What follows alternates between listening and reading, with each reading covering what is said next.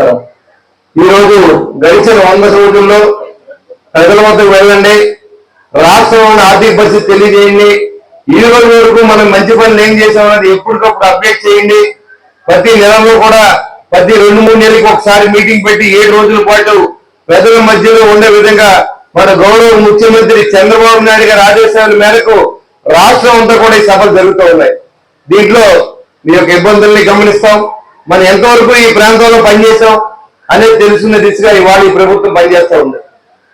గడిచిన 100 రోజుల్లో మరి పెన్షన్ ఎప్పుడు వస్తుందో తెలియని పరిస్థితి తీసుకొచ్చినటువంటి పాత ప్రభుత్వం మాజీ ముఖ్యమంత్రి ఇవాళ పెన్షన్ గా 1వ తారీఖు సాయంత్రానికి మరి అవ్వాతాతలకు పెన్షన్ ఇచ్చే బాధ్యత తీసుకున్నది ఈ ప్రభుత్వం. అంతేకాకుండా ప్రభుత్వ ఉద్యోగులు కూడా ఏమవుతాం, మన జీతం వస్తుందా రాదా, ఎప్పుడు మనం ఈ బ్యాంకుల్లో తెచ్చుకున్న లోన్ డబ్బులు కట్టాలి, ఏమవుతుంది ఈ ప్రభుత్వాన్ని భయపడే పరిస్థితుల్లో ఈ కూటమి ప్రజలు ఎన్నుకున్నారు.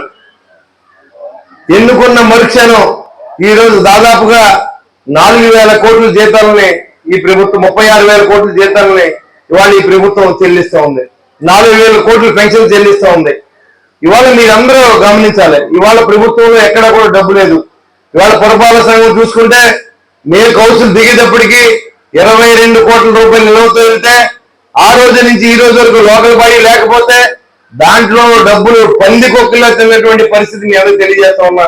పట్టణంలో ఎక్కడ కూడా ఒక రోడ్డు కానీ, ఒక డ్రైన్ కానీ, ఒక సిల్ట్ తీసిన సందర్భం కానీ, బావల్ నిర్మూలకు కానీ ఎక్కడా పట్టించుకున్నటువంటి ఈ ఉప ముఖ్యమంత్రి కొల్లు సత్యనారాయణ గారు నేను మాట్లాడుతూ ఉన్నాడు. నా టైంలో 1,100 కోట్లు చెప్పి ఎక్కడున్నాయో మేము పనిచేయంతా సిద్ధంగా ఉన్నాం. నాకు చెప్తాడు ఇప్పుడు శాసనసభ్యుడు దాన్ని కంటిన్యూ చేయమని. ఇక్కడ సెకండ్ సమ్మర్ ట్యాంక్ గౌరవ ముఖ్యమంత్రి గారు అమృతలో అప్పుడు 32 కోట్ల నిధులతో ప్రారంభించడం జరిగింది. ఆ రోజు మా కౌన్సిల్ సభ్యులు దాదాపు 45 ఇక్కడే ఉన్నారు, వారిని కూడా మీరు అడగచ్చు. మేమంతా వెళ్ళి అక్కడ ఓపెన్ చేసి నీళ్ళన్నీ తోడి పని స్టార్ట్ చేయించాం. సరే ఈయన వచ్చిన తర్వాత కాంట్రాక్టర్ గారు కౌరంపించారు. ఎన్ని కోట్ల వరకు? 33 కోట్లు. 4 కోట్లు పట్టరా? అసలు 4 కోట్లు పట్టుకొస్తే ఇక్కడ పని ఉంటది ఆలోచన చేసి ఆయన అడిగేటప్పటికి ఆ కాంట్రాక్టర్ పారిపోయాడు. మళ్ళీ రీటెండర్ పిలిపించారు. ఆయన టైంలో మళ్ళీ వెళ్ళి కొబ్బరికాయ కొట్టాడు. కానీ మళ్ళీ ఆ కొబ్బరికాయ మళ్ళీ కొట్టించుకోవాలి ఈ ప్రభుత్వంలో అవ్వాలని ఉంది. మన ప్రభుత్వంలో సెకండ్ సమ్మర్ ట్యాంక్ పూర్తి చేసి తీర్థమని కూడా మీకు తెలియజేస్తా ఉన్నా. ఇవాళ ప్రతి చోట కూడా పక్కన కాలం వెళ్తున్నా సరే తాడేపూడి పట్టణ ప్రజలకి నీరుకు దహా చేసినటువంటి అసమర్థ ప్రభుత్వం ఏళ్ళ సందర్భం మీరు చూశారు. ఇప్పుడు మనం వచ్చిన తర్వాత ఈ 11 MLD వాటర్ ప్యూరిఫైర్ ని మనం తయారు చేస్తా ఉన్నాం. అది వస్తే చక్కగా అందరికీ నీళ్ళు ఇచ్చే బాధ్యత ఈ పురపాలక సంఘం తీసుకుంటారని కూడా తెలియజేస్తా ఉన్నా. దానికి కూడా నిధులు కొరత, చేసిన దానికి డబ్బు రాదు. ఎక్కడ కూడా అస్తవ్యస్తమైన పరిపాలన చేసి గడిచిన 3 నెలల్లో గాలిలో పెట్టి తీసుకుని చంద్రబాబు నాయుడు గారు ఆర్ఎస్లు కష్టపడి ఇక్కడ అధికారులను అందరినీ ఎలక్ట్ చేసి ఇవాళ అన్ని పనులు చేస్తా ఉంటే ఆయన మీద విమర్శలు గుప్పిస్తున్నటువంటి ఈ వైసీపీ నాయకులకి మీకు ప్రజల్లోకి వచ్చి మాట్లాడి దమ్ముందని అడుగుతా ఉన్నాం. ఇవాళ వెంకటేశ్వర అమ్మే లడ్డూలో కూడా ఇవాళ కల్తీ నీళ్లు కలిపి అది కూడా అపవిత్రం చేసిన ప్రభుత్వాన్ని ఇవాళ ప్రజల మధ్యకి వచ్చి ఏ రకంగా మీరు సమాధానం చెప్తారని అడుగుతా ఉన్నాం. అన్నిట్లోనూ అవినీతి లంచగొండితోనే గడిచిన 5 సంవత్సరాలు దేవుని కూడా వదిలినటువంటి పాత ప్రభుత్వాన్ని ఆ భగవంతుడే సాగనంపడే దానికి ఏమాత్రం సందేహం లేదు. ఎందుకంటే 151 సీట్లు ఇచ్చారు నీకు, ఇవాళ 11 సీట్లు ఇచ్చారంటే అది భగవంతుడు దయ. ఈ ప్రజలు ఎక్కడ పెట్టారో భగవంతుడు ఈ కల్పించడం వల్ల మీకు జరిగిందనే విషయాన్ని గుర్తు పెట్టుకోకుండా ఇంకా నువ్వు చంద్రబాబు నాయుడు మాట్లాడుతున్నావు. ఆయన మరి మొన్న వచ్చిన వరదల్లో విజయవాడలో ముంపు ప్రాంతాల్లో 10 రోజుల పాటు ఒక వ్యాన్ లో ఆయన కాపురం చేసి అక్కడే ఉండి అందరు అధికారుల్ని 9,000 MLD నీళ్ళని మొత్తం అన్ని కూడా 45,000 క్యూసెక్ నీళ్ళని మొత్తం అన్ని కూడా బయటికి పంపించిన కష్టం మీకు తెలీదు. ఆ ప్రాంతంలో వరద డ్యూటీకి మేము వెళ్ళినప్పుడు నిజంగా అక్కడ ఉన్న పరిస్థితి చూస్తే తింటానికి తిండి లేదు, ఉండడానికి ఇల్లు లేదు, కప్పుకోవడానికి దుప్పటి లేదు, కట్టుకుంటే బట్టలు లేవు, రోడ్ల మీద ఎక్కడ ఉండాలో చూడలేని పరిస్థితిలో మేము అందరినీ చూసాం.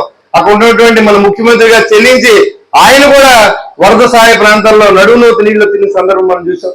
అదే పరిస్థితి ఇంత ముందు వరద వస్తే జగన్మోహన్ రెడ్డి ఎక్కడి నుంచి వెళ్ళాడండి? పైన హెలికాప్టర్లు కింద ఏరియల్ సర్వే అంట.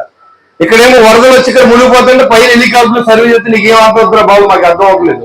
ఈ జనానికి అత్యలేక ఓట్లు గేపం మానేసి మరి ఎక్కడ మళ్ళీ నువ్వు వచ్చేస్తాను చాలా జాగ్రత్తగా సాయంత్రం 7:30 దాకా కూడా 93% ఓట్లు ప్రజలతో ఈ అత్యధిక ఓట్లు ఈ ఎలక్షన్ జరిగిన తర్వాత అత్యధిక ఓట్లు వేసి గెలిపించారు మీ అందరూ కూడా. ఎందుకంటే మళ్ళీ అతను కనుక నెగ్గితే ఈ రాష్ట్రం అదే కొద్ది పాలవుతుంది, ఎక్కడా కూడా ఇబ్బంది పడతారు అందరూ కూడా అని చెప్పి అందరూ కూడా ఇతర దేశాల నుంచి కూడా వచ్చి ఇక్కడ మన ఓట్లు వేసి అందరూ మీరు చూశారు. ఇలాంటి ప్రభుత్వాన్ని సాగినంపి మరి ఈ రోజు కూటమి ప్రభుత్వాన్ని గెలిపించారు పవన్ కళ్యాణ్ గారు, ఇవాళ చంద్రబాబు నాయుడు గారు. ఇద్దరు కూడా పరుగులు పెట్టిస్తా ఉన్నారు పరిపాలన. ఎక్కడ కూడా విలేజ్లన్నీ కూడా బాగుండాలనే ఉద్దేశంతో 4 సంవత్సరాల ప్రణాళికలో మొత్తం అన్ని రోడ్లు వేయాలి, నరేగా నిధులతోనూ, ఎన్ఆర్జీఎస్ నిధులతోనూ, ఆర్థిక సంఘ నిధులతోనూ అన్ని పల్లెటూరులు బాగుండాలని ప్రయత్నం చేసినటువంటి వ్యక్తి పవన్ కళ్యాణ్ గారు.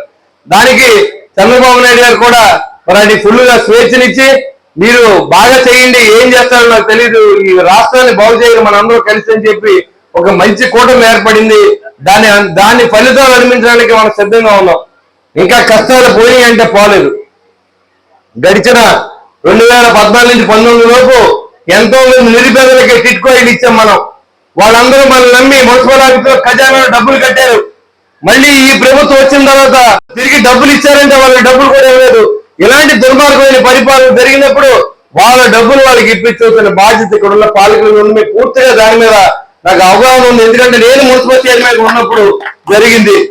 మన ముఖ్యమంత్రి గారు కూడా ఆలోచన చేస్తా ఉన్నారు, ఏ రకంగా వీళ్ళకి న్యాయం చేయాలని ఆలోచనలో జరుగుతూ ఉంది. కాబట్టి మీరు అప్పటి వరకు మీకు ఎలాంటి ఇబ్బంది లేదు, ఎలాంటి నోటీస్ వస్తే మీరు భయపడవలసిన అవసరం కూడా ఏం లేదు. మీతో పాటుగా మీ కష్టంలో ఉంటానని చెప్పి ఓటు వేసుకున్నాం, ఆ కష్టంలో మేము ఉంటామని చెప్పి కూడా ఈ వేదిక నుంచి మళ్ళీ మీకు తెలియజేస్తా ఉన్నా. ఇప్పుడు అధికారులు కూడా చెప్తా ఉన్నాం, మనం చేసిన తప్పుకి ప్రజలు పనిష్మెంట్ అనుభవించకూడదు. వాళ్ళు మన మున్సిపాలిటీని, కమిషనర్ని, గవర్నమెంట్ ని నమ్మి ఆ రోజు డబ్బులు కట్టారు. ఈ రోజు వాళ్ళ డబ్బులు వాళ్ళకి ఇవ్వలేదు, వాళ్ళకి ఇల్లు లేవు, తిరిగి డబ్బు కట్టమని బ్యాంక్ నుంచి నోటీసు. ఇది ఎక్కడ కర్మ? కాబట్టి దీన్ని ఏదైతే సమస్య వచ్చిందో సమస్యను తీర్చి బాధ్యత కూడా మేమే తీసుకుంటామని చెప్పి కూడా మీకు తెలియజేస్తా ఉన్నా. మీరేం భయపడకండి.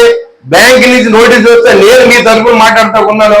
మీరు ఏ నోటీస్ వచ్చినా నాకు పంపించండి, అవసరం అయితే కోర్టులో వేసి గడిచిన దానికి మీ తరఫున నేను పోరాడతానని కూడా నేను వివరంగా తెలియజేస్తా ఉన్నా.